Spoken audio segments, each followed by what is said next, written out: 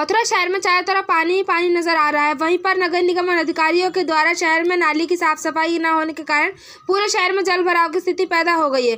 जल भराव के कारण शहर के लोगों की स्थिति बहुत खराब हो गई है। वाहन पुल के नीचे से नहीं निकल पा रहे हैं। वाहन से आने वाले शहर में श्रद्धालुओं जल भराव के कारण बहुत परेशान है। वहीं पर नगर निगम अपनी वाह से थक नहीं रहा है। नगर निगम शहर में हादसे को न्योता दे रही है, जबकि बरसात से पहले नगर निगम को यह पानी की व्यवस्था करनी चाहिए थी, लेकिन अधिकारियों की नींद नहीं खुल पाती। बस स्टैंड से लेकर के भूतेश्वर होली गेट पूरा शहर जलमग्न हुआ। नगर निगम की इस भूल से कई हादसे हो गए हैं।